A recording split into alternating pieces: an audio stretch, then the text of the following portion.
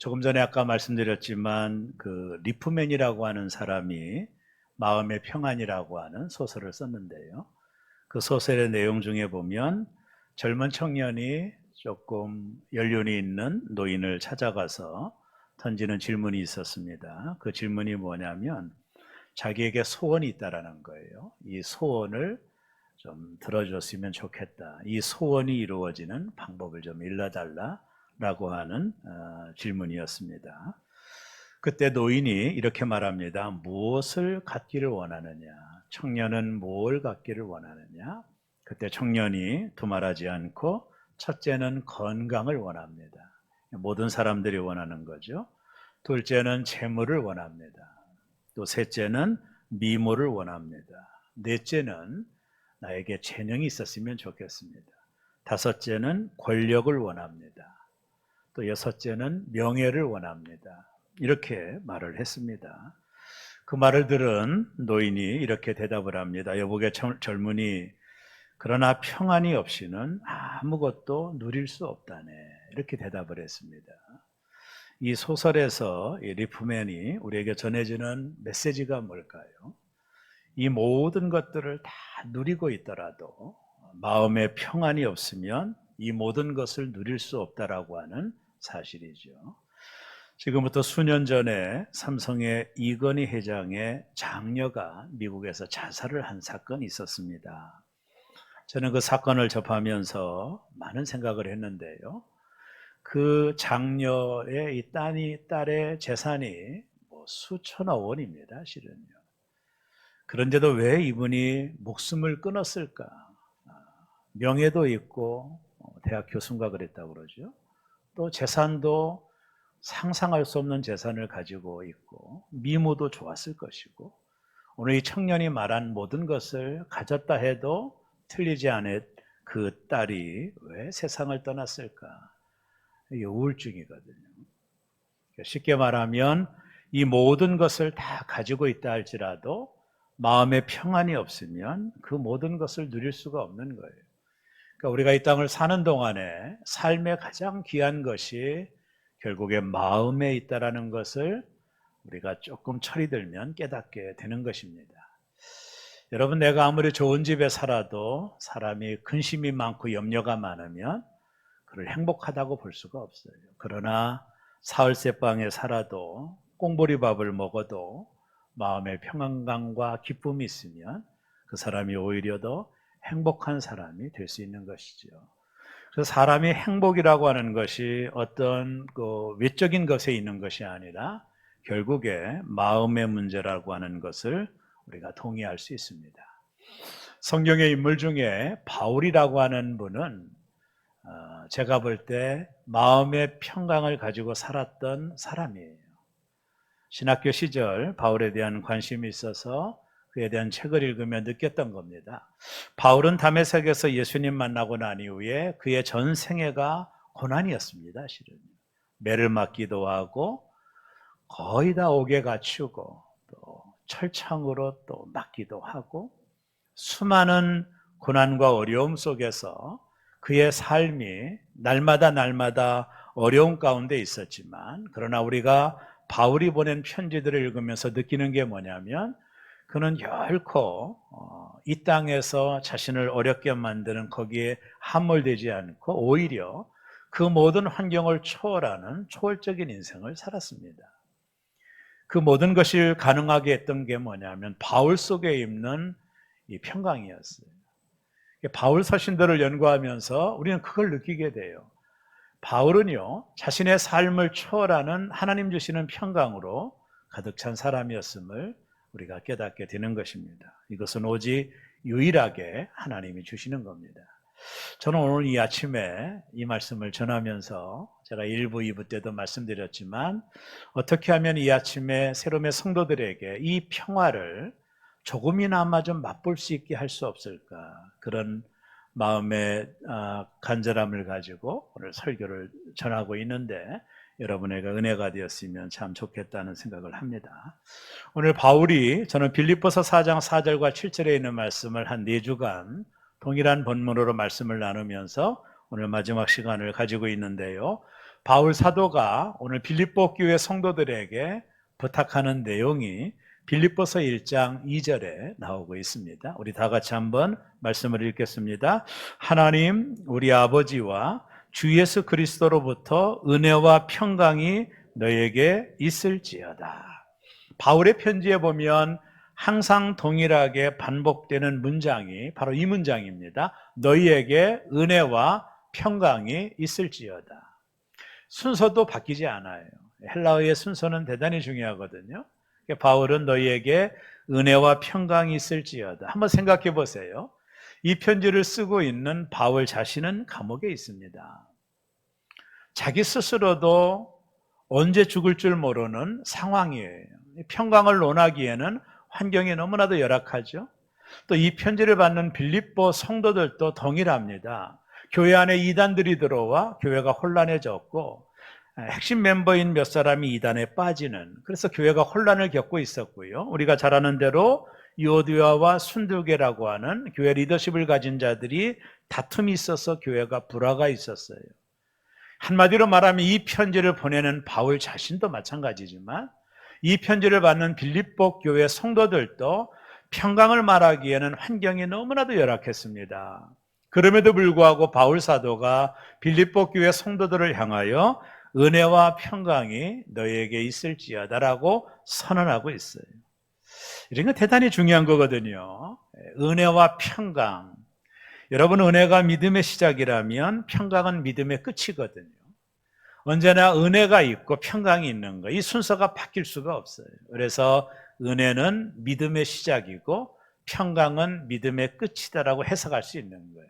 오늘 바울 사도가 감옥에 갇힌 자기뿐만 아니라 어려운 가운데 처해 있는 빌립보 교회 성도들을 향하여 너희에게 은혜와 평강이 있을지어다. 아니, 오늘 이 말씀, 이 새로운 교회 성도들을 향하여도 동일하게 말씀을 하십니다. 은혜와 평강이 새로운 교회 성도들에게 있을지어다.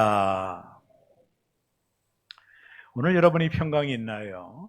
저는 한번 생각해 봤습니다. 이 설교를 하는 나는 있나? 저는 몇 번의 인생의 경험 가운데 이 평강이 뭔지는 잘 알고 있습니다. 제가 중학교 3학년 때 은혜 받았을 때를 떠올려 보면 이 평강이 뭔지는 제가 알아요. 저의 목회 여정에 많이 경험했던 겁니다.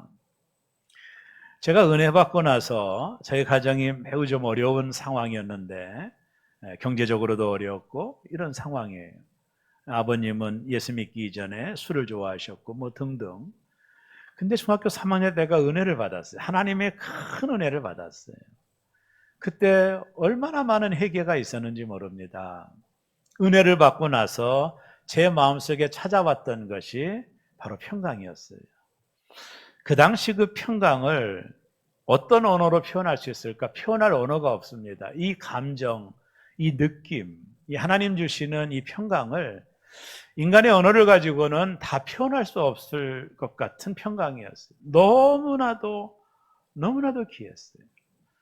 저는 그때 내가 앞으로 목사가 되겠다고 소원을 했습니다.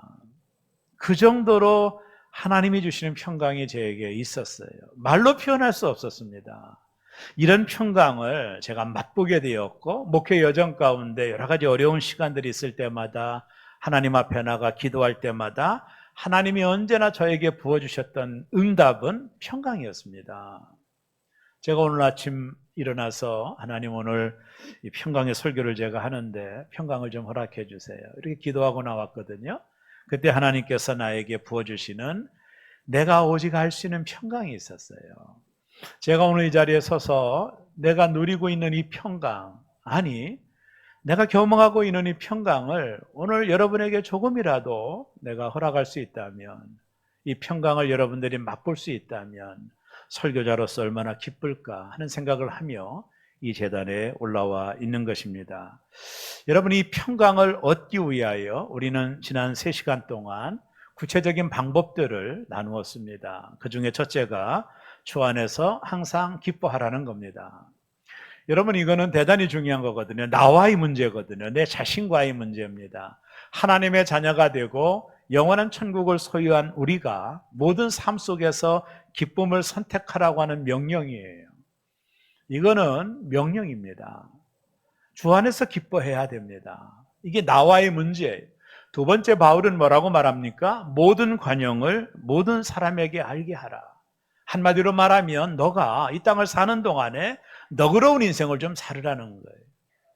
베베 꼬고 비판하고 그러지 말고 마음을 좀 넓혀서 수용하고 받아들여 너가 처한 인간관계에 걸림돌이 없게 만들어라는 거예요. 여러분, 사람과의 관계가 틀어지면 어떻게 평강이 있을 수 있겠어요? 너의 관용을 모든 사람에게 알게 하라. 이웃과의 관계 속에서 주는 메시지죠. 그리고 지난 시간에 아무것도 염려하지 말고 모든 일에 기도와 간구로 너희 구할 것을 감사함으로 하나님께 아뢰라는 거예요. 염려하지 말고 모든 간구로 하나님 앞에 아뢰라. 왜? 왜 그렇다고 말씀합니까? 우리는 상황을 바꿀 수가 없어요. 우리의 상황을 바꾸는 분은 오직 하나님이십니다. 그 하나님 앞에 너가 기도하고 나가라는 거예요. 너희 염려를 하나님 앞에 맡기고 너가 하나님 앞에 기도하라는 거예요. 그렇게 될 때 내가 주 안에서 기쁨을 선택하고 나의 관용을 모든 사람이 알게 하며 그리고 염려를 멈추고 기도와 간구로 하나님 앞에 아뢰게 될 때 어떤 결과가 일어난다고 말합니까? 오늘 본문 4장 7절입니다. 우리 다 같이 한번 말씀을 읽겠습니다. 그리하면 모든 지각에 뛰어난 하나님의 평강이 그리스도 예수 안에서 너희 마음과 생각을 지키시리라. 아멘이십니까? 그리하면 대단히 중요하죠? 이렇게 하면 모든 지각에 뛰어난 하나님의 평강이 그리스도 예수 안에서 너희 마음과 생각을 지켜줄 것이다. 실망하셨나요? 그리하면 기도 응답해 주겠다. 그리하면 만사 형통하게 해주겠다라면 참 좋았을 것인데 성경은 그렇게 말하지 않아요. 그리하면 평강을 지켜주시겠다라는 거예요.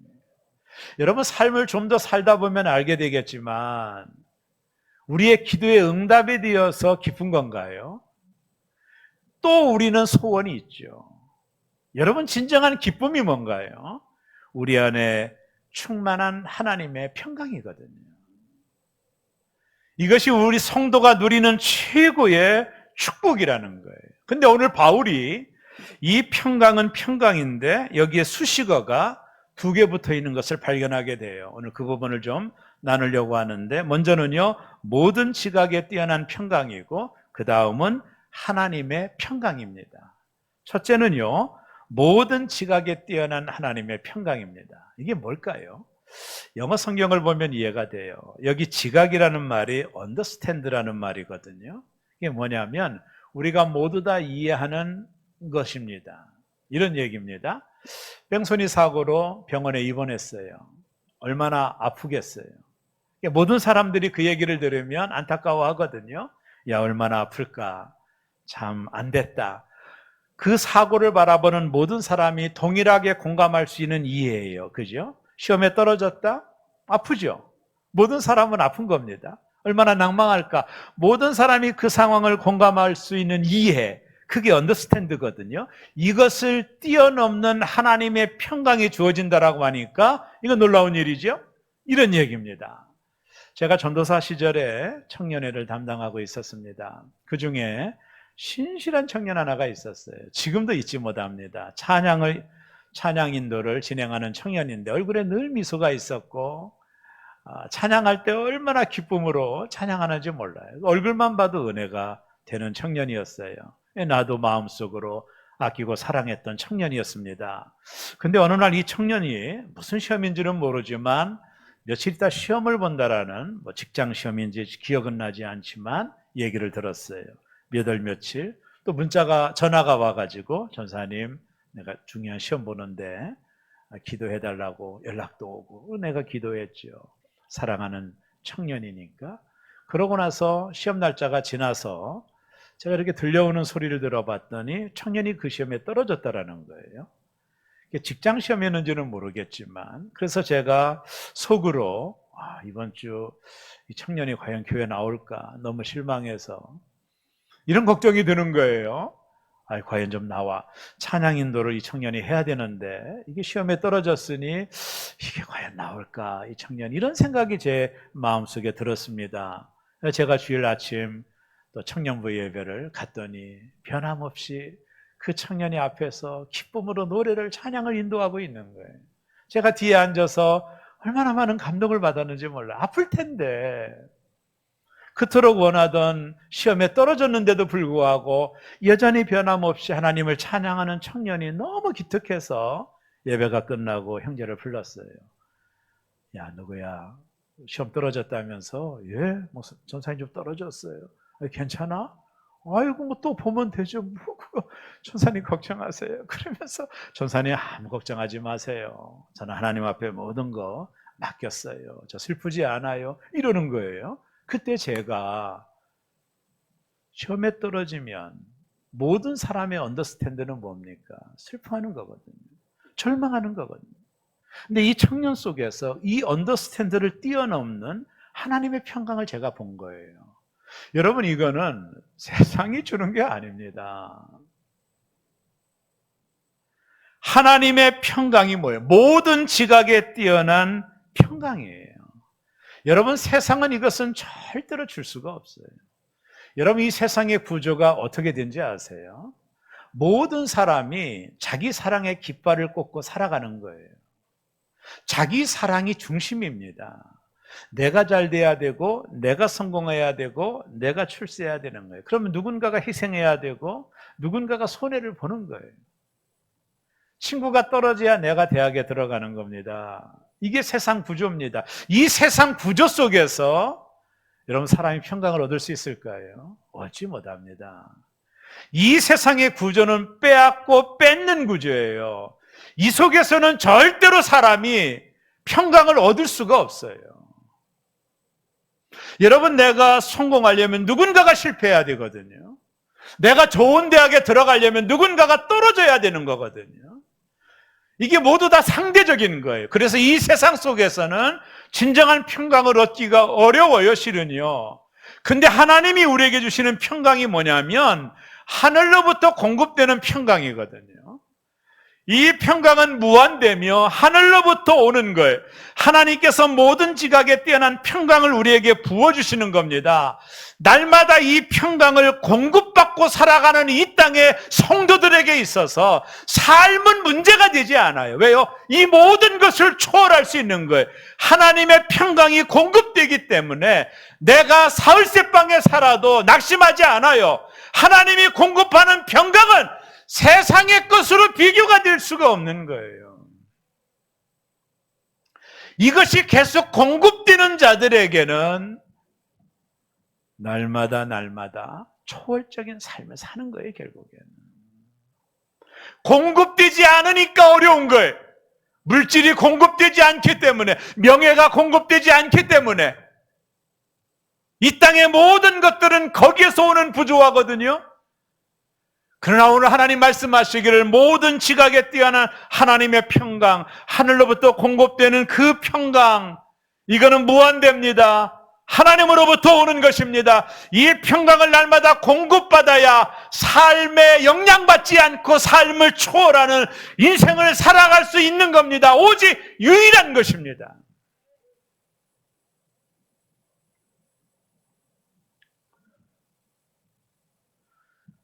오늘 모든 지각에 뛰어난 하나님의 평강이 그리스도 예수 안에서 너의 마음과 생각을 지켜주시리라.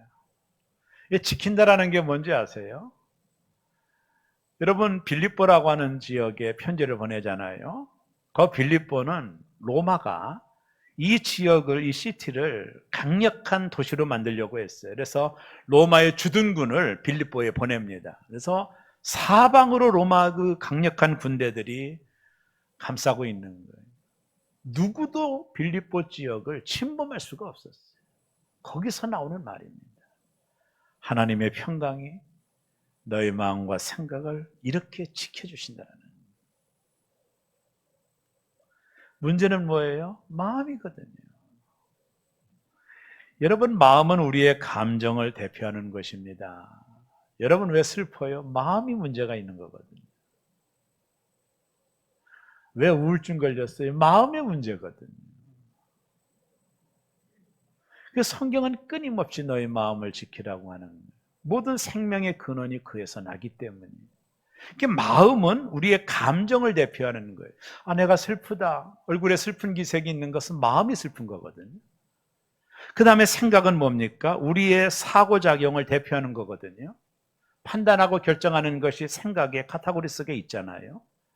이게 중요한 것은 우리의 삶의 전체에 영향을 끼치는 게 뭐예요? 마음과 생각이거든요. 여러분, 염려의 출발지가 어디예요? 마음과 생각이거든요. 하나님께서 이 마음과 생각을 지키신다라는 거예요. 모든 지각에 뛰어난 하나님의 평강으로. 여러분, 이건 놀라운 얘기거든요. 여러분, 세상의 문제가 아닙니다. 마음이 변해야 세상이 변하는 거거든요. 중요한 것은 우리의 마음입니다. 성경은 환경을 바꿔준다라고 말하지 않아요. 우리의 마음을 지켜주시겠다라고 말씀하는 거예요. 그 마음이 지켜지지 않는 한 우리가 무엇을 얻고 무엇을 누린다 해도 다 소용이 없는 거거든요.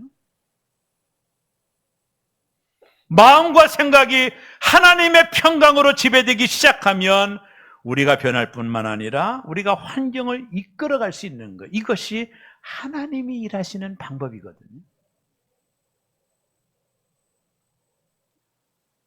그러므로 염려하지 말고 기도해라. 그럴 때 모든 지각에 뛰어난 하나님의 평강이 우리의 마음과 생각을 지켜주실 것이다. 중요한 건 뭐예요? 우리의 마음과 생각이거든요. 여기서 모든 생명이 기원이 되고 모든 생명이 출발하거든요. 염려도 마음에서부터 생각으로부터 나오는 거예요. 하나님께서 우리의 마음과 생각을 평강으로 지켜줄 때만이 이 땅을 살아가는 동안에 우리의 삶을 초월하는 인생을 살 수 있는 거예요. 오늘 바울이 그 인생을 우리가 살기를 원하고 있는 거예요. 감옥에서도 자신의 평강을 가둘 수 없는 그 평강 말입니다.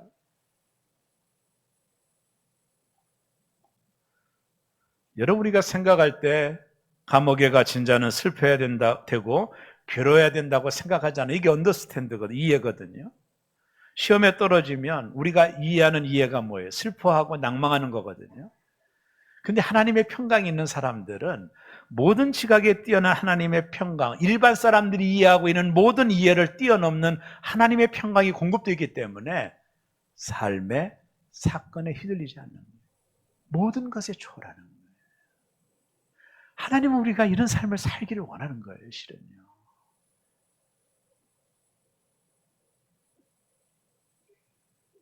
이게 위로부터 오는 평강이거든요.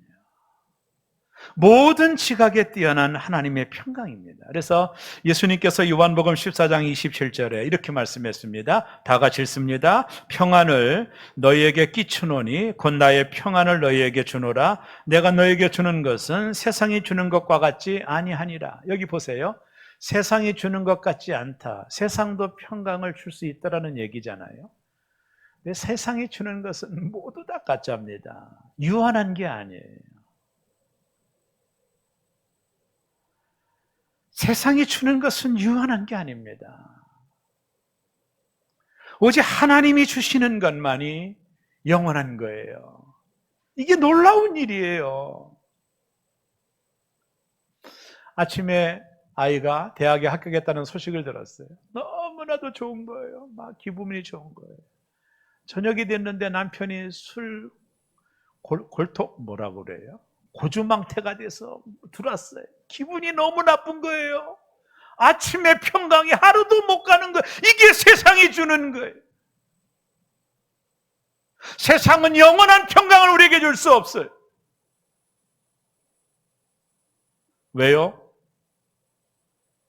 하나님이 주시는 것만 영원한 거예요. 하늘로부터 오는 거예요. 예수님께서 부활하고 제자들을 만났을 때 뭐라고 하셨어? 너희에게 평강이 있을지어다. 두려워 떨고 있는 제자들에게 말입니다. 염려함으로 걱정하고 불안해하는 빌립보 성도들에게 너희가 하나님께 기도하면 모든 지각에 뛰어난 하나님의 평강이 너에게 임할 것이다. 바닷가에서 목회하면서 바닷가에 가면 부표라는 게 있습니다. 이 부표가 어떻게 만들어졌는지 가까운 어부에게 물어봤어요. 이 부표는 잠수부가 바닷속을 들어가요. 그럼 암석이 나오거든요. 그 암석을 뚫고 거기다가 철로 고정을 하여 끈을 매서 부표를 만드는 거예요. 그러니까 풍랑이 일고 바람이 불고 파도가 쳐도 부표는 조금은 흔들리지만 떠내려가지 않아요. 항상 떠 있습니다. 그래야 부표잖아요. 이 부표를 보고 장소를 확인하고 여러 가지 기능이 있잖아요. 이게 영적으로 아주 놀라운 거예요. 우리가 하나님의 평강의 밧줄을 굳건히 붙들고 있으면 삶을 살면서 염려거리도 오고 걱정거리도 오지만 잠시 흔들릴 수 있지만 결코 삶의 지배를 당하는 게 아니에요. 하나님이 정말로 우리에게 원하는 것, 우리 마음에 생각과 마음속에 주님이 부어주시는 평강이 가득 차서 어떠한 삶 속에서도 너희가 염려하지 않고 하나님 앞에 맡기며 그 평강으로 이 땅을 살아가기를 원하시는 거예요. 이게 성도들을 향한 하나님의 마음입니다. 오늘 이 하늘로부터 부어주는 평강이 오늘 이 아침 여러분들에게 충만하게 임하기를 주의 이름으로 축원합니다. 하나님이 그 평강을 지켜주시기를 바랍니다. 마지막 둘째는 하나님의 평강이에요. 하나님의 평강이라는 말은 세상이 줄 수 없고 세상이 빼앗을 수 없는 하나님 주시는 평강을 말하는 거예요. 내가 비록 가난해도 내가 부해도 많이 배워도 많이 배우지 못해도 내 상황과는 관계없이 하나님께서 내 생각과 마음에 부어주시는 평안을 의미하는 거예요. 이게 어디서 오죠? 하늘로부터 오는 거예요.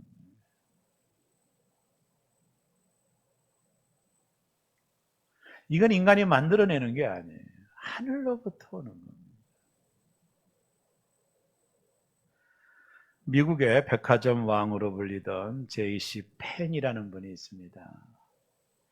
이분이 미국의 백화점 왕이었는데 2003년도 기준으로 매장이 1000개, 직원이 15만 명, 연간 매출액이 150억 달러였대요. 2003년도입니다. 그런 그에게 힘든 시기가 찾아오게 됩니다. 1929년 대공황을 맞아 부도가 나서 파산 위기에 직면하게 돼요. 이분이. 더 문제는 뭐냐면 빚쟁이들에게 시달렸고 가까운 친구들이 그를 떠납니다. 여러분, 사람이 다 잃어버리면 참다운 친구가 드러나게 돼 있어요. 친구들이 다 떠난 거예요. 돈 있을 때는 그냥 가까이 하던 친구들이 이제 별 볼 일 없다고 생각하니까 떠나는 거예요. 이게 세상이거든요. 더군다나 아내가 갑자기 지병으로 세상을 떠나요. 그러니까 이분이 모든 것들이 무너지는 거예요.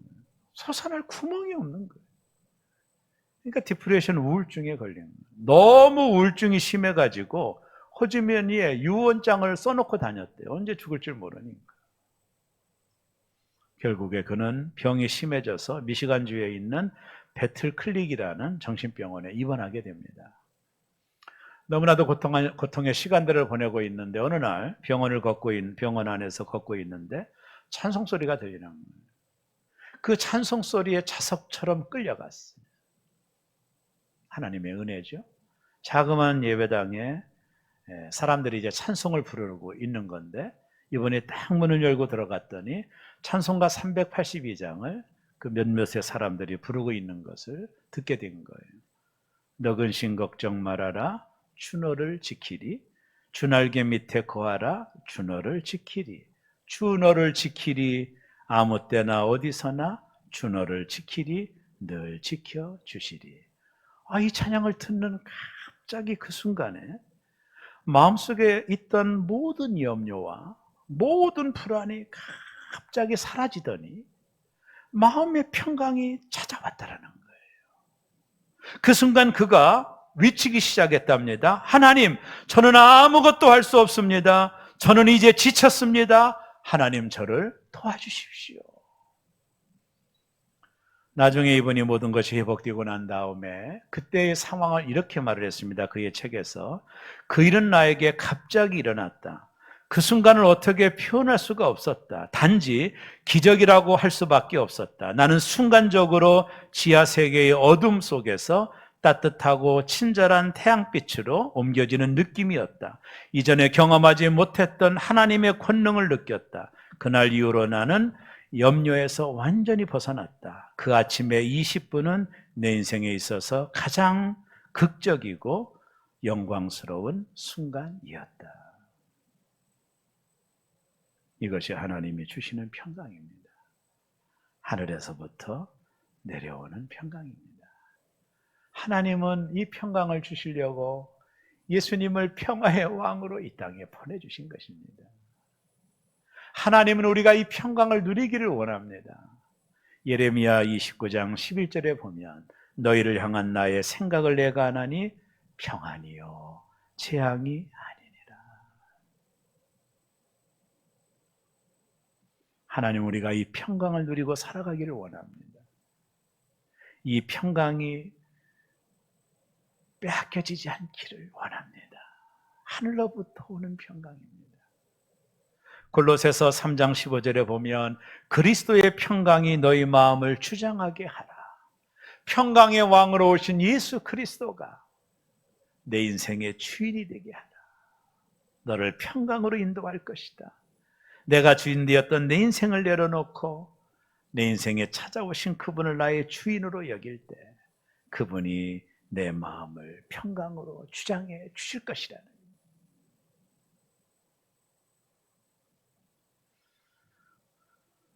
우리가 날마다 기쁨을 선택하고 모든 사람에게 관용을 베푸고 아무것도 염려하지 말고 모든 일에 기도와 간구로 하나님 앞에 아뢰게 될 때 그리하며 모든 지각에 뛰어난 하나님의 평강이 그리고 하나님의 평강이 우리의 마음과 생각을 지켜주신다라는 이 평강이 오늘 이 아침 여러분들에게 있기를 주의 이름으로 축원합니다. 모든 상황 속을 초월할 수 있는 삶을 살아가기를 원합니다. 우리의 슬픔도 우리의 절망도 영향받지 않고 하나님으로부터 공급되는 이 평강이 우리의 삶을 지배하고 여러분이 걸어가는 앞길에 충만히 임하기를 주의 이름으로 축원합니다. 설교를 준비하며 사라 영이 쓴 지저스 투데이라는 책이 있습니다. 이 책에 이런 얘기가 나와요. 마음이 아플 때는 내게로 와라. 나에 대한 신뢰를 입술로 고백하며 너를 온통 감싸고 있는 나의 사랑을 발견해 보렴. 내 임재 안에서 평안을 누리며 숨을 들여 마셔라. 사람들이 이해할 수 없는 평안을 누리며 나와 함께 시간을 보내자꾸나. 내 존재와 함께하는 기쁨을 경험하려면 잠잠히 앉아 너의 생각을 나에게 집중해야 된단다. 문제와 계획들이 내 마음속을 비집고 들어오려 하면 안 되라고 말해라. 내가 주는 기쁨과 평안 그리고 변함없는 내 사랑을 향해서는 내라고 말하렴.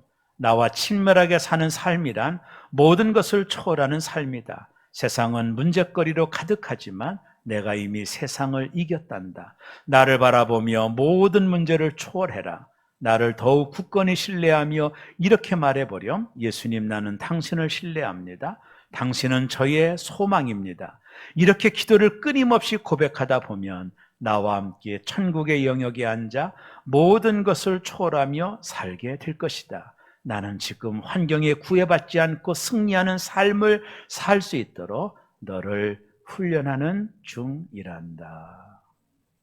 이 평화를 얻으려고 주 앞으로 나아갈 때 주 예수님 우리에게 이 평화 주시도다. 평화 하나님 주신 선물 그 놀라운 주의 평화 하나님 선물일세. 이 선물이 오늘 이 아침 여러분에게 충만하게 있기를 제 이름으로 축원합니다. 구약의 다윗은 말년에 아들의 반역을 겪습니다. 다윗이 그토록 사랑했던 충신이었던 아히도백도 다윗 편에 섰습니다. 이 다윗은 아들 압살롬의 반역으로 생명의 위기에 있었습니다. 그날 밤 예루살렘 성전을 빠져나갈 때 신발도 신지 못하고 빠져나갔습니다. 그 반역자가 아들이었습니다. 그때 다윗이 그 상황을 시편 3편에서 기록하고 있는데 시편 3편 2절에서 이렇게 말합니다. 여호와여 나의 대적이 어찌 그리 많은지요? 일어나 나를 치는 자가 많으니이다. 다윗의 상황이 얼마나 어려운지를 표현하는 문장입니다. 그러고 나서 다윗이 웬일인지 시편 3편 3절과 4절, 6절에서 이런 놀라운 고백을 다윗이 합니다. 여호와여 주는 나의 방패시요 나의 영광이시요 나의 머리를 드시는 자신이다. 내가 나의 목소리로 여호와께 부르짖으니 그의 성산에서 응답하시는도다. 내가 누워 자고 깨었으니 여호와께서 나를 붙드심이로다. 천만인이 나를 애워싸 진친다 하여도 나는 두려워하지 아니하리이다. 압살롬의 반역으로 목숨이 경각에 달려있는 상황 속에서 내가 누워 자나이다.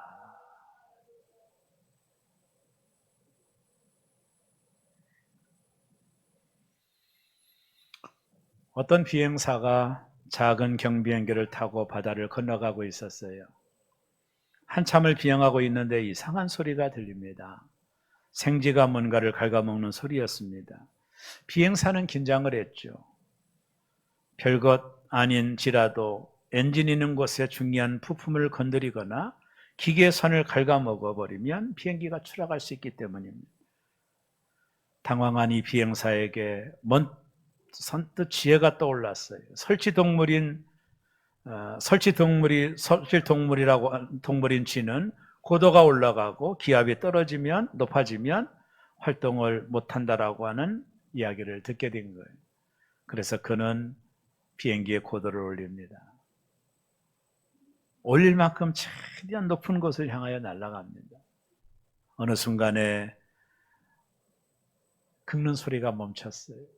그리고 그는 무사히 목적지에 도착을 했습니다. 엔진룸을 열어보았더니 쥐 2마리가 죽어 있는 것을 보게 된 것입니다. 인생이라는 항해를 할 때 우리를 위험하는 쥐들이 있는데 그게 바로 염려입니다. 염려는 우리의 인생을 마비시키고 성도다운 삶을 살아가지 못하도록 만들어버립니다. 이 염려를 벗어나는 길은 우리가 하나님 앞에 믿음의 눈을 들어 하나님께로 높이 날아가는 것입니다. 그리고 하나님 앞에 모든 걸 맡기는 것입니다. 우리는 상황을 변화시킬 수 없지만 하나님은 그 상황을 변화시킬 수 있기 때문에 그렇습니다. 염려를 주께 맡기고 모든 지각에 뛰어나신 하나님의 평강이 우리 안에 공급되며 그 평강을 지켜주신다고 약속했기에 어떤 상황 속에서도 상향에 영향받지 않는 삶을 살아가기를 하나님은 원하시는 것입니다. 너희가 평안이 있기를 원한다라는 것입니다. 오늘 이 아침 새롬의 성도 여러분, 저는 오늘 빌립보서를 마지막 마무리하며 여러분들에게 말하고 싶습니다. 주 안에서 기뻐하십시오. 여러분은 충분히 기뻐할 수 있는 자격이 있습니다. 천국을 소유하고 있습니다. 모든 사람과 관용하세요. 제발 이제 까딱스럽지 말고 너그러운 마음으로 사람을 대하세요. 이해하고 용서해 주세요. 여러분이 누군가가 적을 지고 있는 한 마음의 평강을 누릴 수가 없습니다. 그리고 염려를 멈추십시오. 여러분의 인생을 갉아먹는 쥐와 같은 겁니다. 아무것도 염려하지 말고 모든 일에 기도와 간구로 여러분의 구할 것을 감사함으로 하나님 앞에 아뢰십시오. 그리하면 모든 지각에 뛰어난 하나님의 평강이 그리스도 예수 안에서 너의 마음과 생각을 지켜주시리라. 이 평강을 가지고 삶에 영향받지 마시고, 좋은 일 있으면 아이 좋아, 슬픈 일 있으면 이제 죽겠어, 이런 인생 살지 마시고 하나님이 공급하시는 이 평강을 가지고 어떠한 상황 속에서도 삶을 초월하며 기쁨을 누리며 살아가는 여러분과 제가 되기를 주의 이름으로 축원합니다. 기도하겠습니다.